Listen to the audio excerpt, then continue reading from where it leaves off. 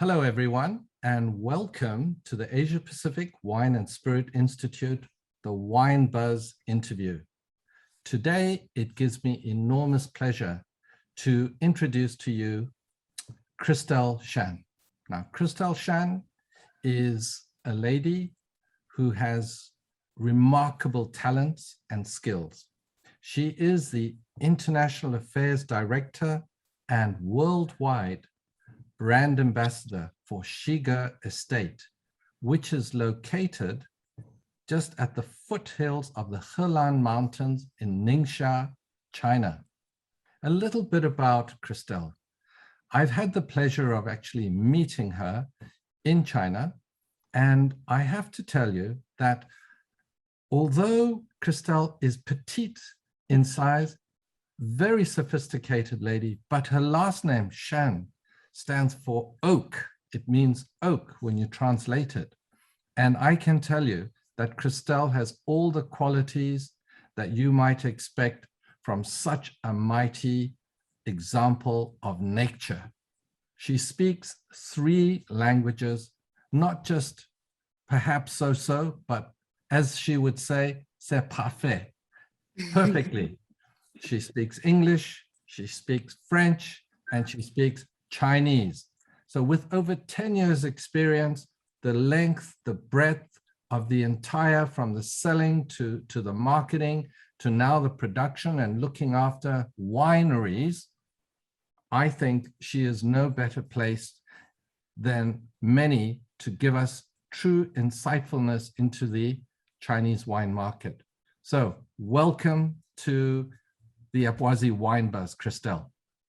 Thank you. I'm so happy that we finally meet again, this time online, but at least we can meet and talk. And I'm very happy that you invited me to be part of the Wine Buzz interview and to share some insight of the Chinese market and also about the Chinese wine and the Chinese winery. So I'm glad. Thank you. Thanks a lot. Thank you, Christelle. You know, I think that you know, you have such immense experience, and for the viewers, you're going to learn a great deal about what's happening in one of the most exciting, vibrant markets in the world. Now, Christelle, how did you get into the world of wine? How did you launch your wine career? Well, by chance, I might say, because myself, I chose to learn Chinese Mandarin at university. Why? I'm not really sure why. A lot of people ask me this question. I was very passionate about art, literature, and I got very interested in the Chinese language because of the Chinese character. You know, it feels like a bit of a drawing or painting. So I got, calligraphy. yeah. Yeah, so that's why I decided to go to university and learn Chinese, and I really fell in love with the culture, with the language itself. And then I got the opportunity to come to China to study 1 year in Chengdu, and really I fell in love with the country in its all, the food and the culture, the people, so very nice. So after studying 1 year, my goal was to find an opportunity after getting my diploma to come to work in China. So I went back first to keep on studying in France, business, international business.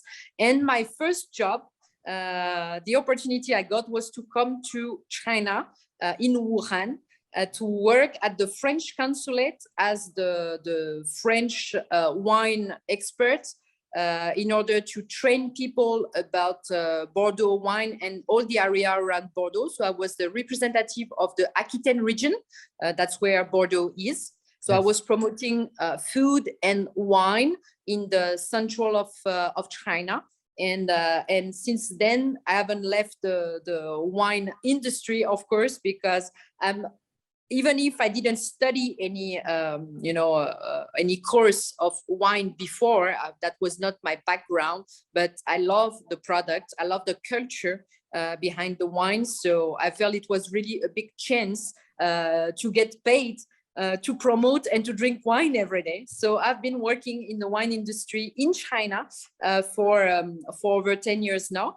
first for the French consulate, and then I went on to try different side of the business. So I worked for wine negotiation in Bordeaux. I've worked for French wineries from different regions, Bordeaux, south of France, even French people who had wineries in Argentina and Chile. Mm-hmm. And my last job was for one of the biggest producers in the Rhone Valley. And during that time, we were working closely with our Chinese wine importer to build our brand in China, and we got a lot of success. And this Chinese wine importer, the boss of this company, is now my boss. So from a client, he became my boss because right. I got really interested in his project. He started his own winery in China. And he told me, you know, Christelle, you speak great Chinese, you understand the culture, you know how to get around here with Chinese people. But mm-hmm. the job you are doing, all French people are doing it, selling French wine and promoting French wine in China. It's like, you are such a big China lover, you are a supporter of the country and what the country is doing and the culture. Mm-hmm. Why don't you think you could come to Ningxia, be a part of our winery in Ningxia, and be the first foreigner to promote Chinese wine around the world? That would be you would be the only one, and that would be something very, very terrific, you know, to the country, to help your new country, because mm-hmm. I feel like China is my home.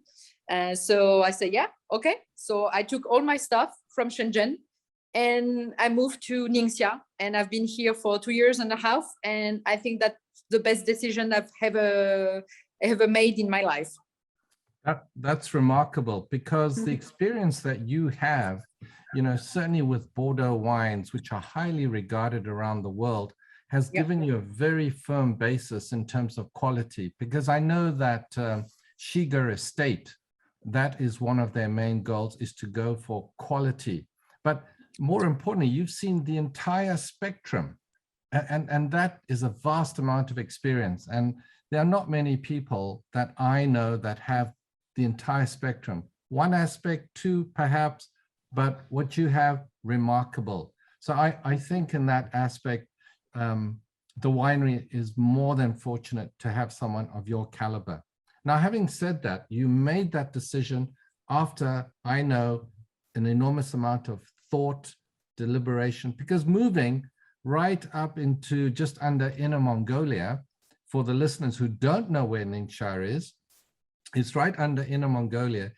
And this particular winery is literally in the middle of nowhere.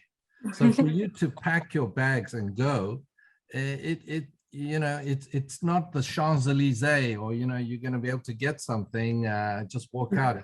It's a huge dedicated field. You know, for you to make that determination, say, I'm going to do it.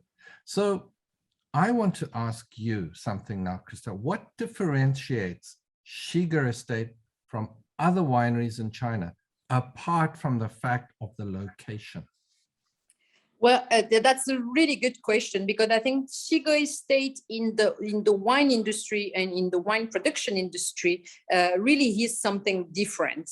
The main two differences, the first one comes from the scale of the winery, and the second one comes from our background. So let's talk about the scale of the winery. We are definitely one of the biggest fine wine producer in China.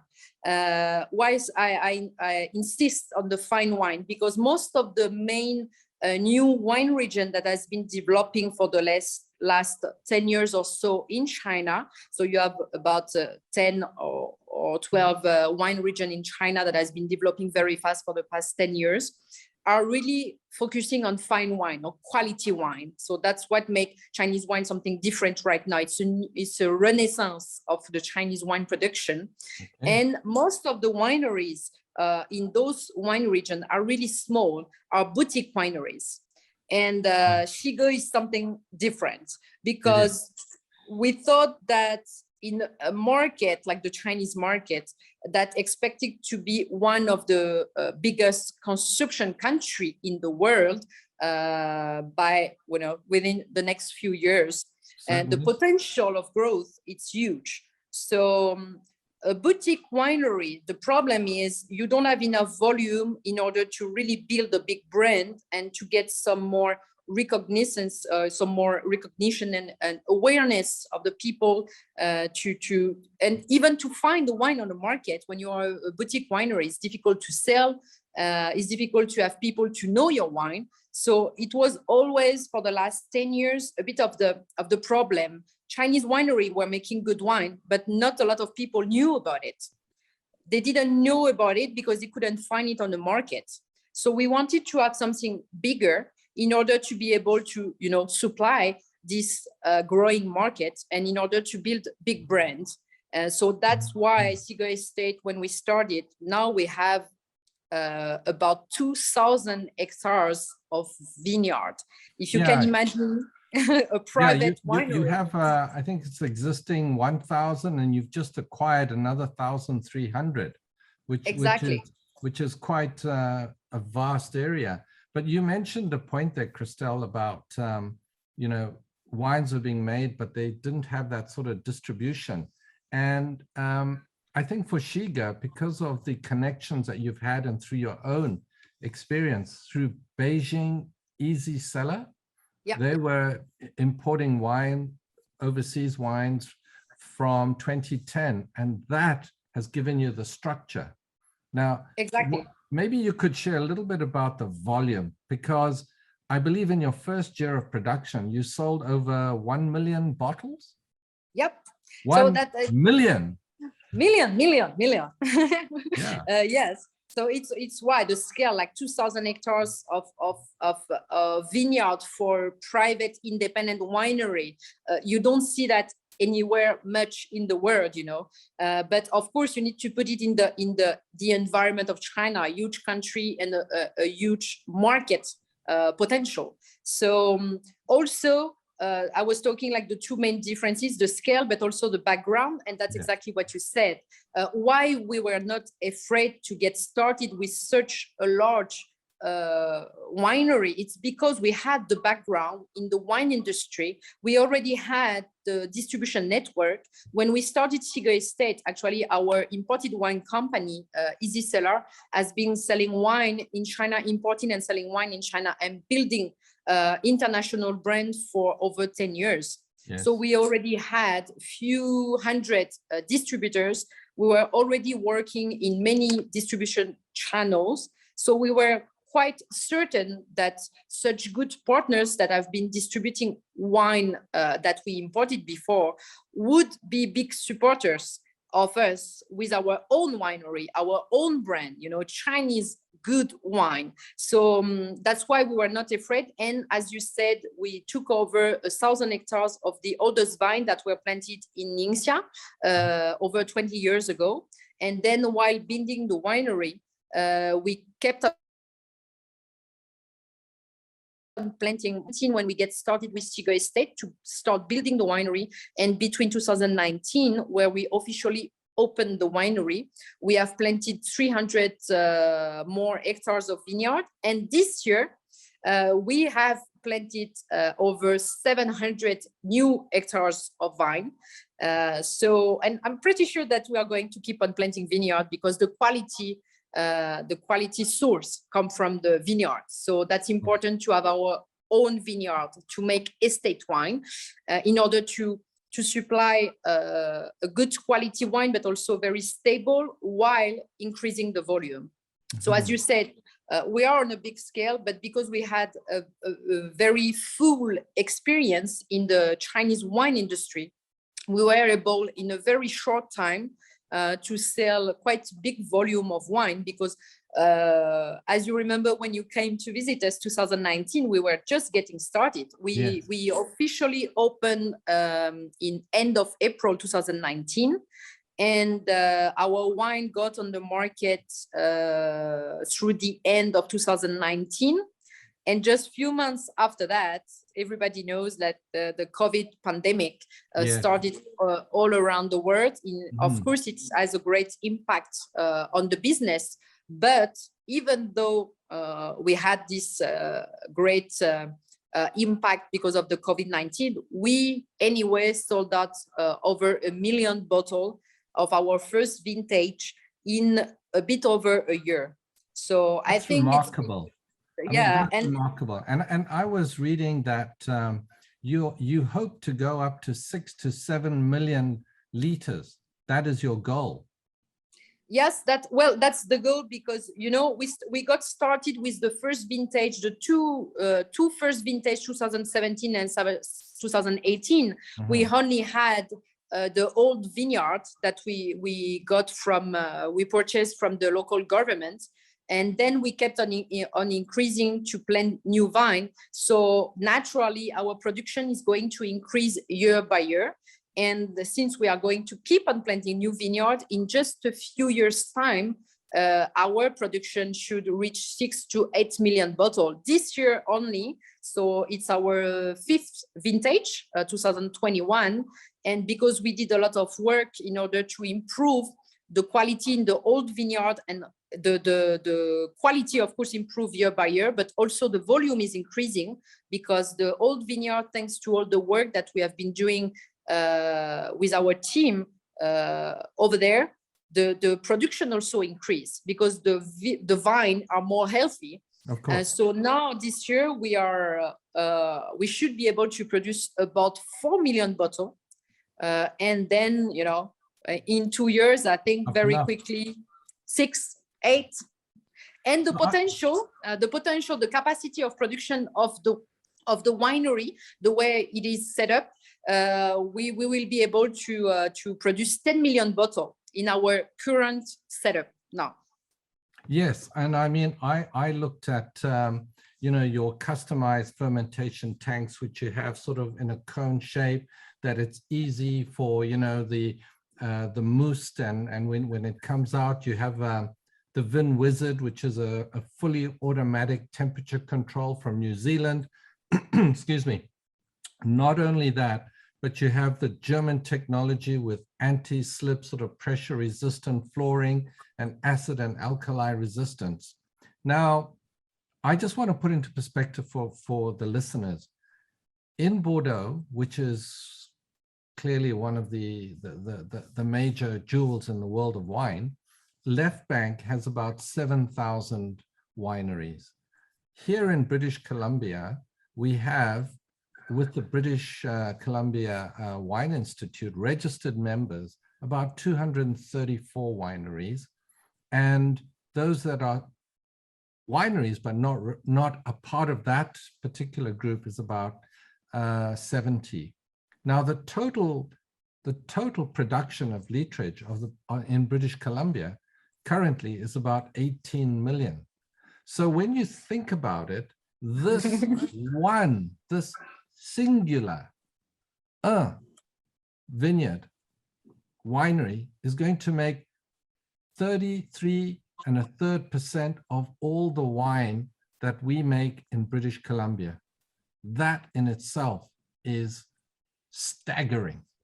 So I know that you have all the latest technology in the winery to make the wine, but I want to know, and I think for those viewers and listeners, share with us about the vineyard. What about the technology in the vineyard? Because you mentioned, Christelle, 2,300 hectares.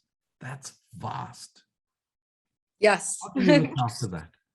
Well, as exactly you said, like, we have the best technology in the cellar, because the good thing as being a new winery is that when we start, we can choose the best technology in the world. So we are lucky with that, and we actually really need the best technology, because we are making a big volume of fine wine. So we need to use the best technology for that. But of course, as we know in this wine industry, to make good wine, the most important is the vineyard. And when you get over 2,000 hectares of vine, then counting only on people, it's a bit tough in order to ensure the quality, because people can make mistakes, but the technology, less mistakes. So from the beginning, very early in the development of Xige Estate, we invested in a technology that we call the smart agriculture. This is an internet big data management platform. It's a real-time monitoring and displaying all the meteorological soil parameters. So we got all the data, for example, from the outside, the humidity, the temperature, but also inside the soil, and at different stage inside the soil, 30 centimeters, 60 centimeters, and about 80 to 100 to 1 meter deep in the soil. We have all this real-time monitoring data, also about the sunshine, the light, etc., etc. So through the displaying of this big data, our vineyard team, the manager of each block, can check and get the numbers or the data per block in order to get more information about the block they are managing, because you can imagine over 2,000 hectares of vine, we have a lot of micro terroir condition, we have a lot of microclimates, and we see it even around Xige Estate. Like we have only about 300 hectares around the winery, but we have a lot of different soil conditions, and that are better fit for one grape variety or another, depending of the soil condition, about the sunshine. So it's really just the beginning with the smart agriculture data platform to get more information, to get more knowledge about our terroir. And then in order to first to get those information, we will be able to analyze them in the long term, especially now with the climate change, obviously it's going to have an impact on the way we manage the vineyard. And the more we know about our terroir, the better we will be able to produce wine, also to use the water. As you know, Ningxia is quite very dry. We are just right by the Gobi Desert. So the water management is very important. We use the Yellow River water to irrigate the vineyard. But of course, the plan is to keep on growing the vineyard. So the water source is going to be kind of a challenge. So we need to be able to manage it quite strictly and to have exact numbers so we don't waste water, and we will be more efficient in the management of the water resources. So this smart agriculture platform, we were the first one to start it in Ningxia, of course, because we have a big scale, so it's worth it for us. We are very willing to invest on this kind of technology because we are of a big scale, so it really means something for us. You are, I mean, you are literally one of the giants, one of the titans within the industry there. Having been to a large number of the wineries, I've seen the control system that you have, all the monitors for the equipment of this smart system. And for the viewers, if you need to understand this, just think of a sort of mini version of NASA. You have all these people looking at all these monitors, and it's like a graph going up and down, but it's vital. And the fact that the winery, the entire management and the vision behind this to produce a wine that is going to contest, take on, and attain world status, it all begins with the grape. And not only have you achieved that status, but you were also the very first in October 2019, the first Chinese winery to pass the BRC global standard for food safety, which is the world's highest standard of this kind. So congratulations to you there. Thank you. It's quite remarkable. Now, obviously, when you're in such a, with the Yellow River, there's a lot of silt. Do you have to filter the water before you start to irrigate? Yes, sure. In each block of our vineyard, and like every month or every few months, we required from the government to have like a certain amount of water that we need to use. Then the water is brought from the Yellow River to the water reservoir that we have on each block. And then we have also on site the technology in order to filter the water, and then it goes to the vineyard through the pipes by deep, little bit by little bit, and to control of course. Yeah. So you have the lovely choice of allowing your vines to be stressed, water stressed, which will actually create more of a flavor and juice. And the fact that you're dealing with the government is not somewhat unsimilar with what happens in Argentina, which is different. They use flood irrigation, but again, they have to work very closely with the government in what they do. And that is understandable because water is at a premium. Now, are you going to be going further than that? I mean, I know that in Bordeaux, they use drones with infrared to check on the ripeness of the grapes. Is there going to be any further technology drive that you see, Christelle? Believe us that we are experimenting in a lot of technology. So actually, Xige Estate is quite a good experimenting field, not only for ourselves, but also for the whole region and for all the experts in China, because we have a large scale of vineyards. So we are cooperating with all the professor in all the university who has a major in the viticulture and winemaking. We are working with a lot of experts, and we are experimenting a lot in our vineyard in order to try to be more efficient. For example, you know that in Ningxia, because of the winter, we need to bury the vine, and for 5 months. So it's a lot of work, mostly done by hand, with some tractors, but not that much, some trucks, but not that much. It's a lot of work. And of course, it's a lot of a big pressure for any winery to do this work, but it's mandatory if we want our vine to survive. But we are trying to keep on experimenting. Could we find a way to do it, less manually? Also, that's the same for the harvest right now, because the way that we plant the vine, because we need to do the vine burial, because of the climate, because of the soil condition, many aspects. The way that we manage the vineyard, it's not possible for us to do a lot of mechanical work. So everything is done by hand, the cutting, the harvest, the vine burial. Of course, it costs a lot of money. It needs a lot of people. And the way that the Ningxia wine region is developing very fast, and the purpose of the goal of the government, the local government and the central government, is to double and then triple the size of the wine region of the vineyard in less than in about 10 years. Yes, so I believe they want to increase it fourfold. Yes. To take on the size of Bordeaux. Exactly, by 2035. 2035. So it's going to be very fast.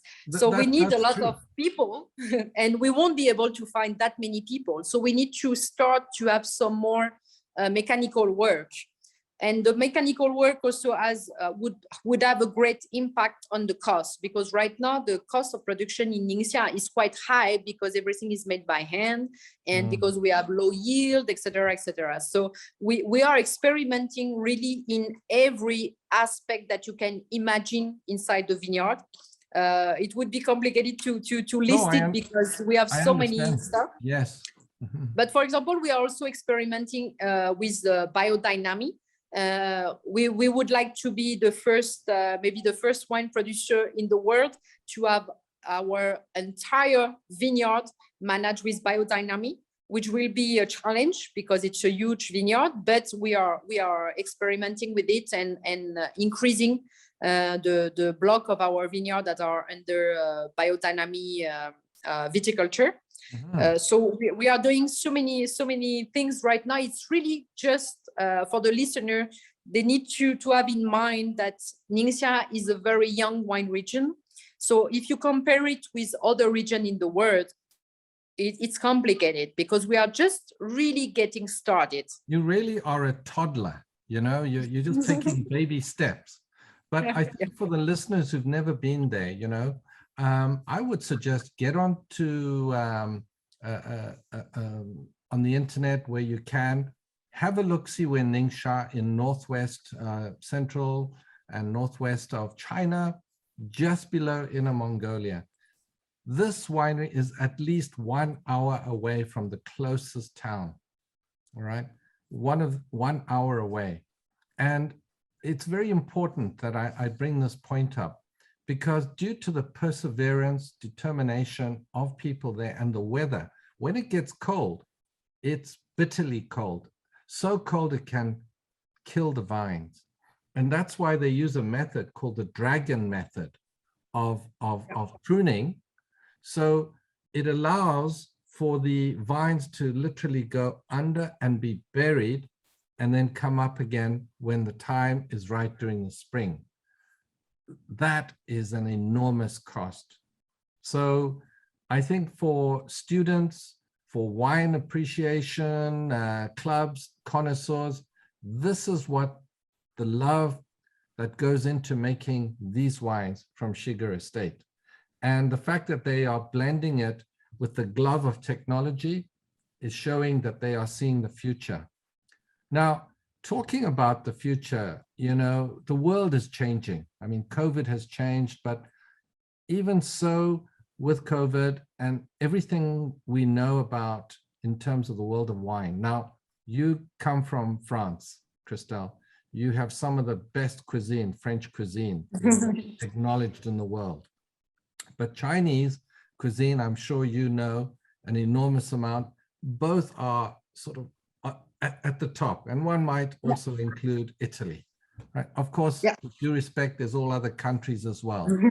But I think what's important, and I want to know what you find are the main challenges for Chinese wine attaining premier positions in the world of wine. And these are my thoughts.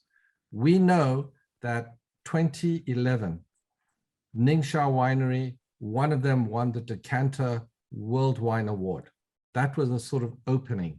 And then later on in that year, there was a sort of Ningxia Bordeaux against Ningxia competition. And Ningxia did well. It was something similar to the 1976 Judgment of Paris. But there's a difference, because that was sort of California, whose palate, you know, westernized, the French westernized, but you're dealing with China. The palate is different. The foods are different. So my question is, your personal experience, 10 years in China with Xige Estate, what are the challenges that you find Chinese wine are facing to become a premier world wine? I think as you summarize it very well. I think now most of the wine experts that are that have tasted some wine from Ningxia or from China or the region, everybody knows that China is capable of producing top quality wine. So that can be directly, you know, put together with all the best wine in the world. So for the next step, to really, you know, to reach the top, and it's not only about the quality, but actually to get some recognition in the world of wine by expert, by consumer, the main challenge is time. It's still time, because you need time in order to build your brand, to produce more wine in order to get in the market. That was the challenge for Ningxia Wine at the beginning, because as I was saying, like mostly boutique wineries, so it's difficult to build something on the market. Now Xige Estate is actually leading the way in the Ningxia wine region to produce fine wine with enough volume in order to get on the market, to build brand, to get some recognition on the market. I think the first step, of course, is to build distribution network and recognition in our national market, because, you know, French people drink French wine. If Napa Valley or, you know, California would be able to produce enough wine, I'm pretty sure American people would drink mostly American wine, and that's the same for Canadian, I guess. Sure. So most of the biggest imported wine markets are big and are huge because the local production is too small. And that was exactly the same with the Chinese wine market. The Chinese wine the Chinese started to produce wine about 100 years ago, but it was mostly big volume production, not really focusing on the quality. And now we are really in a new step of development for the Chinese winemaking, which is focusing on the wine quality, because they know that the wine or the Chinese wine consumer has been educated for over 20 years with imported wine. So they know now what is a good wine and what is a bad wine. So now everybody is focusing on the quality. Then we need to improve the production, the volume, get on the market, build the brand, which takes time. That's not something that that you can do. Like Xige is already very fast, you know, because we are just open 2019, and now as the Chinese would say, 很快. 很快，特别快。And so just to reach the world, then the next step is, of course, to have a big, our national market will be an important platform of development to go through the world. But actually, you know, at Xige Estate, we are doing both. We are developing the export market. We are selling to Canada, also to Europe, to Asian countries. And I think the more that wine experts get to know some things about Ningxia, then the wine lovers are going to get interested. It's just really about time, and about time also to maybe to get to know more our own terroir, in order to really have wine that can be representative of the Chinese viticulture. So we will have our own personality, you know. Bordeaux has Cabernet Sauvignon, Merlot, and Cabernet Franc. Burgundy has Pinot Noir. You know, New Zealand has Sauvignon Blanc. Then Ningxia, with time, needs to find its own path.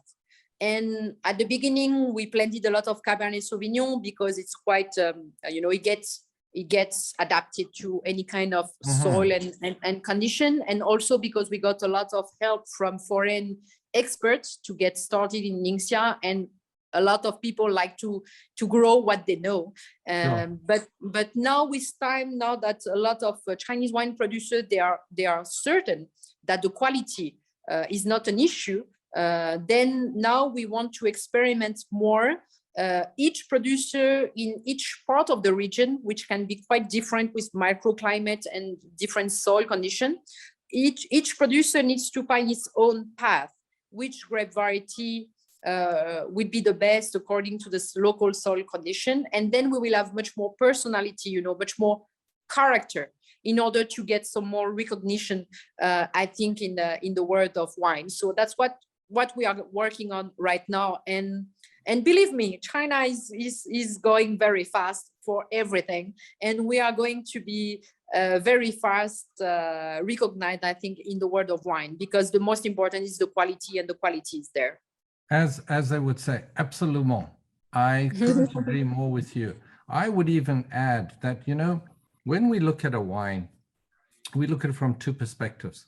One is commercial and one is technical. Yeah. I think for most wine owners and businesses, they look at the commercial. If the wine is sold, there must be a market for that. And 90% of the Chinese produced wine is sold locally. Yeah. There is very few Chinese wines outside in the world.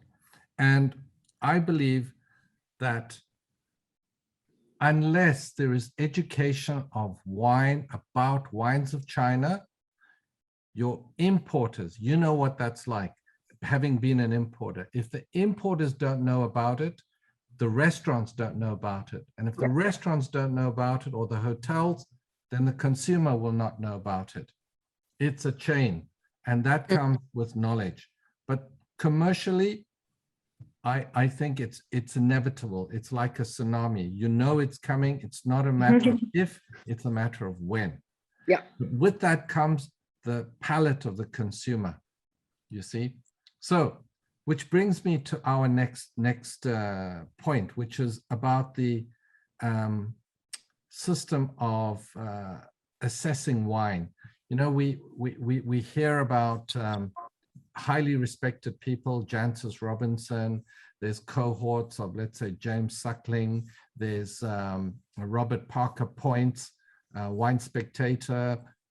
But all of these, there is a a growing groundswell. But hang on, these are all Caucasian, palate flavored critics. They are not that familiar with the palate of such a huge country like China. And perhaps, you know, that sort of came in when China instituted its own wine ranking system a few years ago, which I believe, you know, has some support. Maybe you'd like to just share on that and then move on to the Ningxia sort of categorization of wines. So the wine rating system you mentioned was implemented and encouraged by the China Alcoholic Drinks Association, which is the regulatory drink organization on a national level in China. And CADA, right? yes. And that's exactly what you said. Like they wanted maybe to have something that is more suitable for Chinese taste, which makes sense, of course. But I think it makes totally sense, and I think right now it's on the early stage of development of this Chinese rating system. It was based on 10 aspects of the wine ratings, which maybe was a bit complicated for the consumers. So I think they're still working on it right now. I don't see it much used, but I think they are going towards they are having a good intention in order to have something that is more suitable for Chinese consumers. Absolutely. But exactly as you said, like the Chinese palate is quite different from the Western palate. But can we say that there is one Chinese palate? I don't think so, because China is such a huge country, and the local cuisine, they have so many different cuisine. Like you have in the south, in Guangdong, it's really light cuisine without too much spice. You go to Sichuan, it's like super spicy with a floral aroma thanks to the Sichuan pepper. You go to Hunan or Jiangxi or even Guangxi, you have a very, very spicy taste. You go to north, it's more, so it's some places it's more sweet. So I think it's very hard to identify one Chinese taste, and according to that, to make a Chinese wine ratings. From my point of view, but that's a personal point of view, the Chinese taste right now, it's not that different when we talk about wine. It's more a taste of young wine consumers.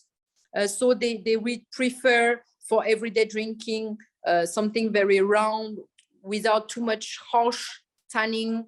It's really more about education. They are getting started to drink wine, and is the first step. But I think from what I see all around the world, most of the consumers, they all love fruity wines, not too much oak, very, very silky tanning, very easy to drink.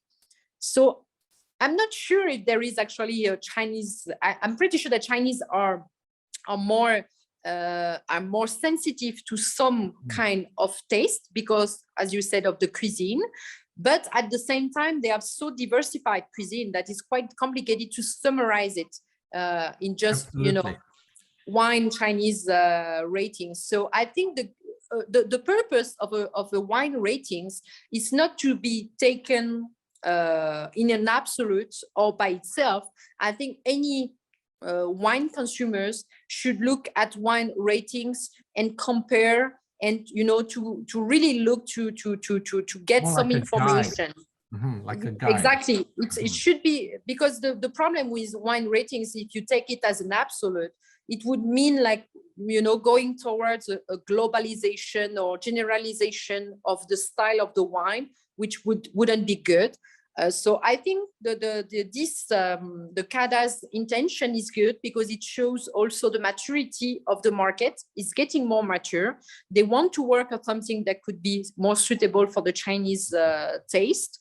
But at the same time, you see a lot of like James Suckling, Robert Parker, Jensis Robinson, and a lot of more experts are getting into the Chinese wine. So we are going to be included in all their wine reports, and then together with some Chinese ratings, we can, compare and guide the consumers towards something that can fit their taste.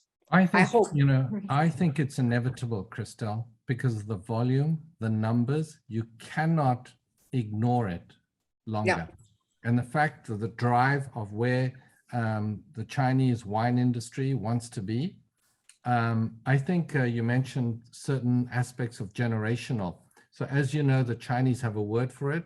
For the first generation of Chinese that went abroad, they were called the turtles. You know, turtles being a prize shell.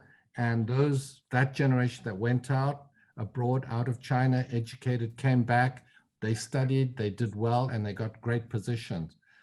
At the same time, the next generation, unfortunately, they were called the seaweed, because there's nothing really for them to hold on to. But both of those generational changes have allowed them to bring the palette of the outside world more into the new generation. So I do see that there's going to be an intermingling of palates. And that's why I think it's only inevitable that Chinese fine wines are going to be reaching the point that they should.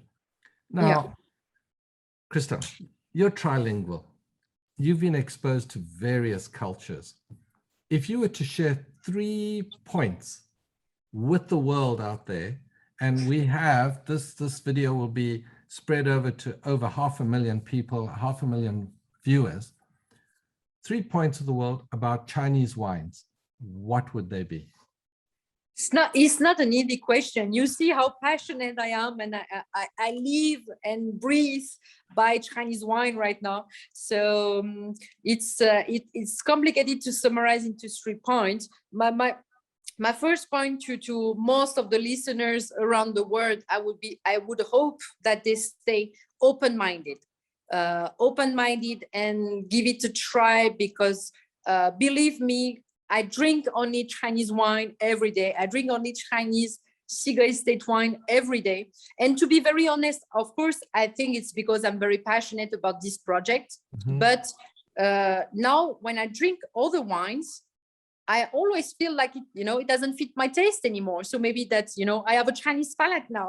Yes, it's very possible. I'm really passionate about the wine, because I think we are making something important, and I wish that the world, as you say, education is very important. So, but sometimes education is not enough, because people have some bias toward things they don't know. Maybe especially when it comes from China, you have a lot of bias coming from history, but it's really past history for a long time ago. And a lot of people don't see China as it is right now. So believe me, I've been working in China for over 10 years. And in 10 years, I've seen such a great expansion and changes in the society, in the economy, in the change of the consumption. So when we tell you that China is able to make great wine that can be compared to wine from all around the world, that's true. So I hope that people give it a try when they get the chance, because it's not that easy yet to get Chinese wine, and to stay open-minded. And as you mentioned before, with the ratings and the changes of consumption, blind tasting is actually a good way to discover Chinese wine, because then you don't have any bias. So that's why a lot of people who are getting involved with Chinese wine right now, they like to do the blind tasting Chinese wine with Bordeaux, Napa, Australian wine. So that's that's stay open-minded and give it a try. That's my first point I would like to share. And believe the French person, maybe that would be a good thing too. The French that is in love with Chinese wine. And the second point I would like to highlight is really when you get into Chinese wine, every time you open a bottle of Chinese wine, please remember too that it's really the early stage of development. And be aware that if you like this bottle of wine, can you imagine that it would be just better and better vintages after vintages, because we have been developing in Ningxia and in other wine regions only for 10, 15 years or so, really. So it's a fast development, but it's really going towards something more mature. And it's just easy to see that it's going to be better and better. Okay. And exactly as you said, because the third point would be, maybe if you want to try Chinese wine, you can first try it with Chinese food, because there is so much to go around with Chinese food. Hopefully, if you can find a nice Chinese dining place. So when I say nice, I mean the traditional one. Authentic. It's not that easy, but I think all around the world, we are getting more and more authentic Chinese cuisine. It's true. We're not talking about honey glazed beef and sweet and sour pork. No. Chow mein, which doesn't exist, right? In China anyway. Yeah. So I think if just to get started with Chinese wine, give it a try with Chinese cuisine, because if you go in many type of Chinese restaurants, you have so many kind of Chinese cuisine already. It will take, I think, few years to just try one wine with all the Chinese cuisine, and to just experiment yourself to see in which kind of cuisine our wine goes well. But from my experience, because we have our own restaurant at the winery, so we are serving, of course, our local cuisine, but also cuisine from all over China. And now we are also experimenting with some Western cuisine too. And I think one of the best thing about our wine, it really goes very well with a different kind of cuisine. So I would recommend, if you can get by a few bottles of Chinese wine, just, have fun, open the bottle with any kind of cuisine. If you like spicy, like me, I have been, educated in Chengdu. So I am a big fan of Sichuanese food, Sichuan hot pot. If you can get a bottle of our Cabernet Garnish or even our Cabernet Sauvignon, try it with Sichuan hot pot. You will see that it goes very well with this kind of cuisine. So just to summarize, number one, have an open perspective to Chinese wine. Number two, expect it to get better and better as the years go by. And number three, try it with Chinese food to give it a first chance. I think those are great words of wisdom. Absolutely. And, talking about the practical, the commercial side, what the Asia Pacific Wine and Spirit Institute did, Christelle, and you were very much involved in that, we created the world's first, APWASI created the world's first Wines of China certified online course. And I have actually presented that presentation about the course to the International Food and Wine Writers Association.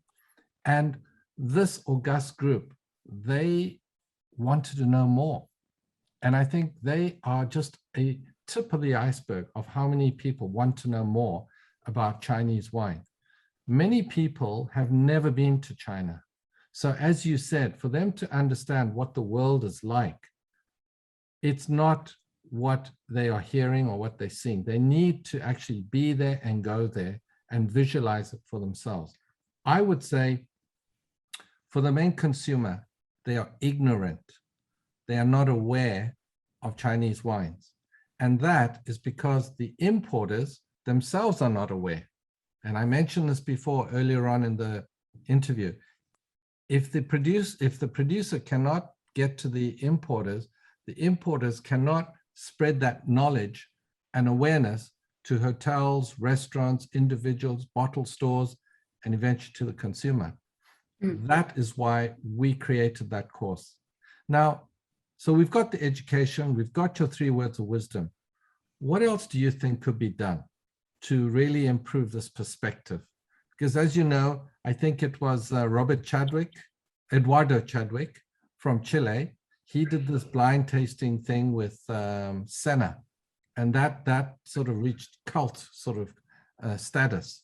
And I know that there are many people out there. I mean, one of our interviewees, Natalie Wang, Natalie Wang, she was interviewed by us, and she's a highly respected journalist, and also Janet Wang.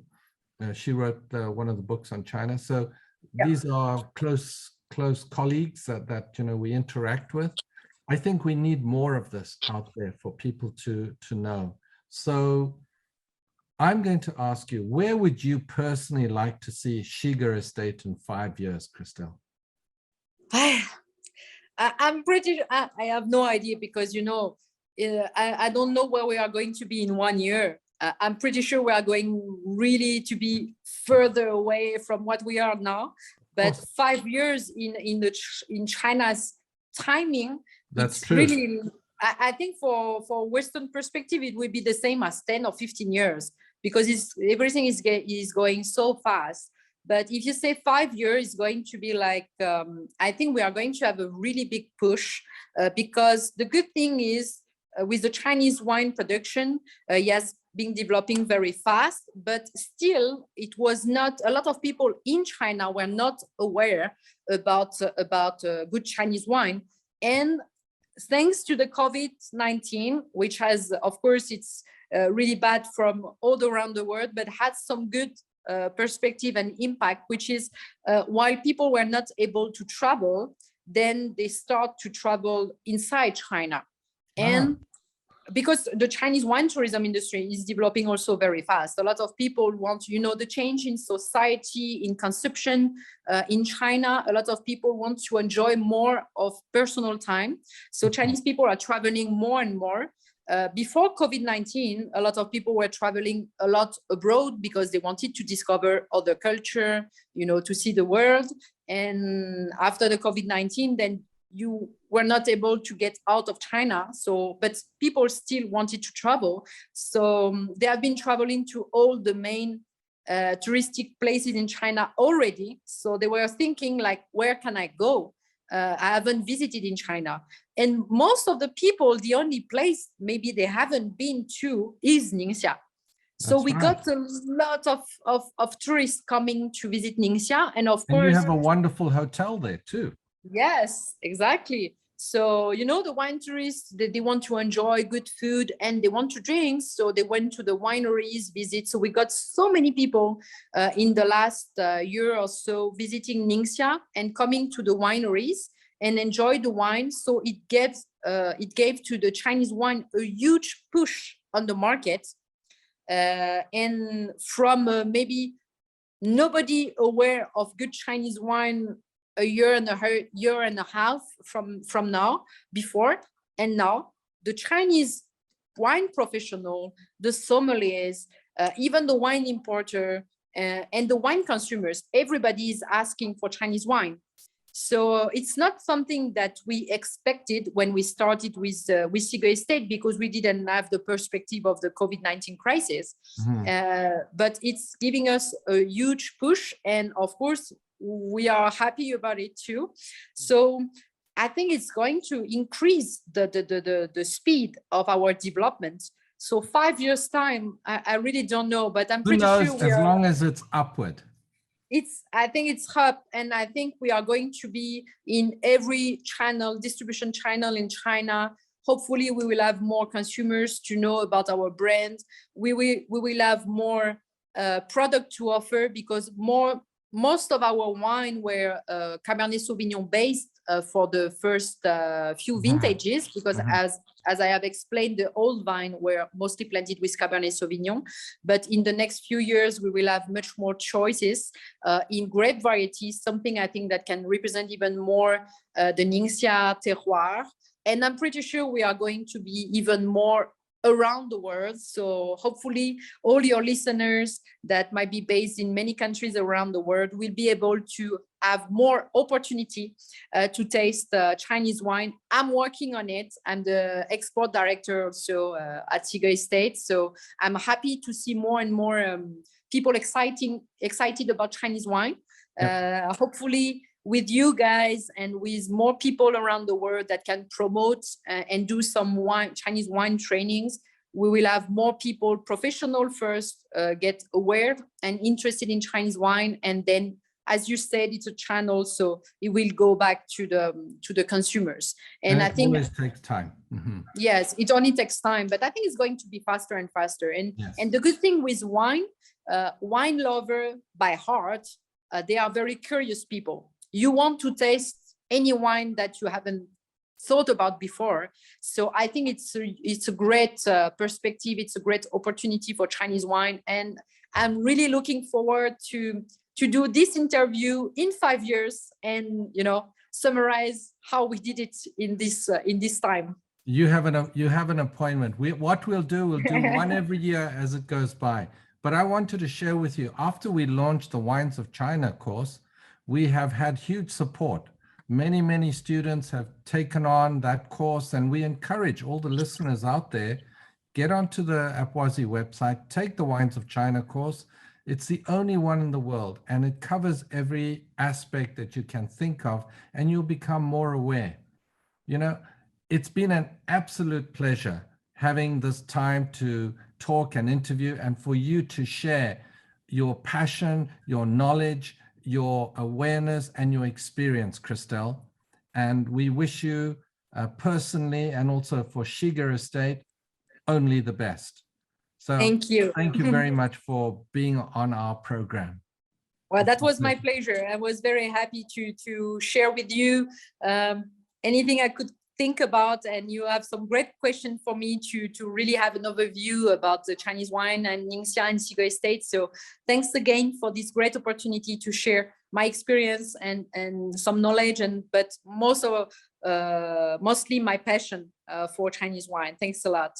You're welcome. So there we are, listeners, wherever you are in the world, I encourage you. I've been to the winery, I've tasted their wine, and I encourage you to go out, make your own assessment. But above all, remember the 3 points. Be open in your perspective. Number 2, understand that as time goes on, it's going to become better and better. And the third one is that try it with Asian Chinese food. Yes. So to conclude our meeting, I think that Christelle, you really embody the Xige Estate. Calmness, tranquility, sophistication, and fortitude. Thank you very much indeed. Thank you.